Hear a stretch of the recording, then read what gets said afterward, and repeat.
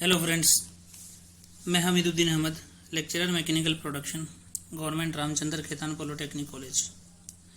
आज का हमारा टॉपिक है ग्लोबल वार्मिंग। ये टॉपिक हमारे मैकेनिकल प्रोडक्शन के थर्ड ईयर में क्वालिटी एंड एनवायरमेंटल इंजीनियरिंग में पढ़ाया जाता है। ग्लोबल वार्मिंग आज का एक बहुत बड़ा इशू है। इसका जो कारण है वो उनमें से एक कारण ग्रीन हाउस इफेक्ट भी है, जिसको हम पहले भी डिस्कस कर चुके हैं। तो आइए शुरू करते हैं ग्लोबल वार्मिंग के बारे में जानना है।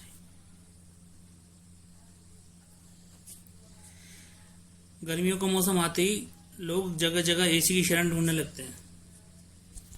अब वो चाहे घर पर हो या मॉल के अंदर हो, सुपरमार्केट हो या रेस्टोरेंट हो, हर जगह वो एसी को ढूंढने लगते हैं ताकि क्या है, गर्मी को कुछ कम किया जा सकते हैं। यहाँ तक कि कुछ लोग तो एटीएम को भी नहीं छोड़ते। अब हालांकि हम में से काफ़ी लोगों को ये तो गर्मी का कारण पता होगा, पर आज भी कुछ लोग इस चुभती गर्मी को सूरज के लिए इसका कारण सूरज को ही मानते हैं। पिछले 25 सालों में पृथ्वी का औसत तापमान बढ़ता ही जा रहा है। क्लाइमेट चेंज आजकल काफ़ी चर्चा में, और इसका बहुत बड़ा कारण ग्लोबल वार्मिंग है। पर मानव जाति पर आधुनिकीकरण का कितना प्रभाव पड़ा है। ग्लोबल वार्मिंग के अगर ऐसा ही चलता रहा तो आने वाले वर्षों में पृथ्वी क्या है, रहने लायक नहीं होगी। ये एक बहुत बड़ा ज्वलंत मुद्दा है जिसके बारे में बात करते हैं हम, कि बहुत बड़ा प्रश्न है कि क्या वातावरण में किए गए नुकसान को हम चेंज भी कर सकते हैं क्या। आइए इस पे और आगे प्रकाश डालते हैं। आगे हर साल ग्लेशियर से 413 गीगाटन बर्फ पिघल रही है, जो कि 60 बिलियन अफ्रीकी हाथियों से भी ज्यादा है, जिस एक हाथी का वजन 68 किलो के करीब होता है। अब उसके अलावा जंगलों की कटाई ने तो वन्य जीवन को पूरी तरह से अस्त व्यस्त कर ही दिया है। वहीं दूसरी तरफ देखें तो हम कहीं पे बाढ़ तो कहीं पे सूखे की मार झेल रहे हैं।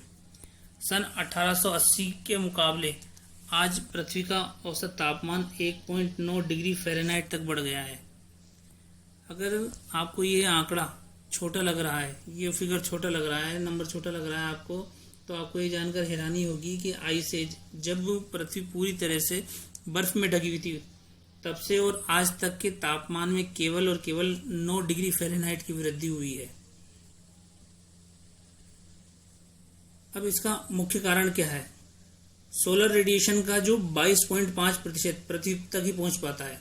सूरज से जो आने वाली किरणें हैं उसका केवल 22.5% तक ही पृथ्वी तक पहुंच पाता है, और जिसका इसमें से भी जो 30% पार्ट है वो बादलों से और ध्रुवीय आइस कैप्स हैं उनसे रिफ्लेक्ट होकर सीधा क्या होता है, वापस स्पेस में चला जाता है। स्पेस में जाने लगता है। अब लेकिन स्पेस में जाने से पहले क्या होता है, इसका 90% ही क्या नाम है, वायुमंडल में मौजूद ग्रीन हाउस गैसेस है। अब ग्रीन हाउस गैसेस के बारे में हमने लास्ट टॉपिक में भी पढ़ा था, ग्रीन हाउस इफेक्ट के अंदर, कि कई तरह की ग्रीन हाउस गैसेस है, जैसे carbon dioxide, methane, nitrous oxide और वाटर वेपर्स।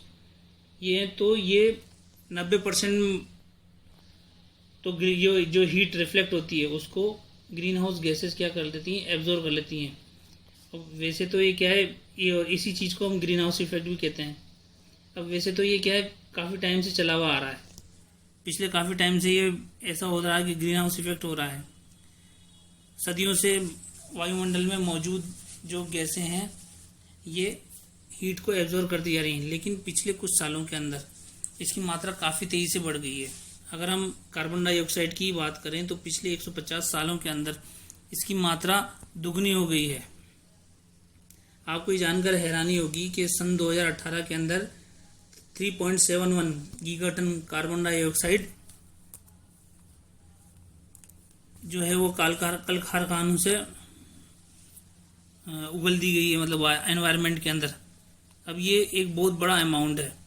इसके अलावा लगातार जो जंगलों की कटाई है वो चलती जा रही है। हर साल लगभग 2 करोड़ एकड़ जंगलों की कटाई की जा रही है। अब अगर इसको हम उसमें नापें कि भाई कितना एरिया होता है, तो ये एक पूरे जो पनामा देश है ना उसके बराबर का एरिया होता है अगर देखा जाए तो।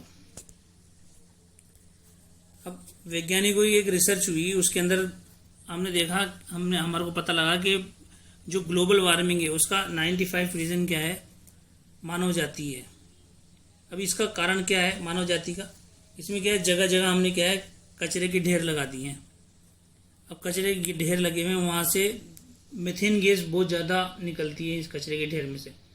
अब मीथेन गैस सबसे ज़्यादा हार्मफुल इसलिए है कि मीथेन गैस कार्बन डाइऑक्साइड के मुकाबले 25 गुना ज़्यादा हीट एब्जॉर्ब करती है। ये मतलब सबसे बड़ी बात है कि पहले ही कार्बन डाइऑक्साइड तो ज़्यादा है, इसके अलावा जब मीथेन भी अगर जैसे मीथेन भी बढ़ती जाएगी तो वो कार्बन डाइऑक्साइड से भी ज़्यादा हार्मफुल होगी। एक अनुमान के अनुसार पूरे विश्व का जैसे कैलिफोर्निया के अंदर जो पॉइंट हिल्स है वो पूरी दुनिया का सबसे बड़ा कचरा डंप यार्ड है। यहाँ पर हर रोज 12,000 टन जो कचरा है वो डाला जाता है और ये बढ़ बढ़कर लगभग 37 लाख टन तक पहुंच चुका है। अब वहीं भारत की बात करें तो देवनार लैंडफिल सबसे बड़ा कचरा डंप यार्ड है। अब अगर ऐसा ही चलता रहा तो 2050 के दृश्य दिल दिलाने वाले होंगे। हम अगर अभी से नहीं चेते तो फिर क्या, तो अब ये सवाल उठता है कि हम क्या कुछ कर सकते हैं क्या? हाँ, बहुत कुछ कर सकते हैं हम, बस इस पर काम करने की जरूरत है थोड़ा। हमको CO2 एमिशन रोकने के लिए पब्लिक ट्रांसपोर्ट का इस्तेमाल करना चाहिए। पेट्रोल और डीजल गाड़ियों की जगह इलेक्ट्रिक कार्स का उपयोग करना चाहिए। घरों पर सोलर पैनल लगवाने चाहिए और हमसे जितना हो सके ज़्यादा से ज़्यादा पेड़ लगाने चाहिए। मैंने आपको पिछली वीडियो में बताया था, जब ग्रीन हाउस वाले में बताया था कि एक पेड़ अपने पूरे जीवन काल में 1 टन कार्बन डाइऑक्साइड एब्जॉर्ब करता है, जो कि बहुत बड़ी बात है। इतनी ज़्यादा मात्रा में और कोई भी चीज़ कार्बन डाइऑक्साइड को ख़त्म नहीं कर सकती है जितना ये कर सकती है। इसके अलावा जो हम कचरा डालते हैं, अब कचरे को क्या है रिसाइकिल कचरे को अलग डालना चाहिए और नॉन रिसाइकिल कचरे को अलग डालना चाहिए। गीला कचरा अलग, सूखा कचरा अलग डालें, उससे जो रिसाइकिल कचरा उसको वापस से फैक्ट्री के अंदर या इस्तेमाल किया जा सके, फैक्ट्री या इंडस्ट्रीज में दोबारा से काम में लिया सके। अब इसके अलावा जितने भी संसाधन है हमारा उतने ही इस्तेमाल करना चाहिए जितनी हमारे को ज़रूरत है। और सबसे ज़्यादा ज़रूरी बात यह है कि लोगों तक इसकी जानकारी पहुंचानी चाहिए। जब तक हम लोगों तक इसकी जानकारी नहीं पहुंचाएंगे, लोगों को पता कैसे चलेगा? इस पृथ्वी को बचाने के लिए हम सबको अपना योगदान देना चाहिए। आशा करता हूं कि आपको आज का वीडियो अच्छा लगा होगा। अगर आपको वीडियो अच्छा लगा हो तो आप इसको लाइक करके हमारा उत्साह बढ़ा सकते हैं। धन्यवाद।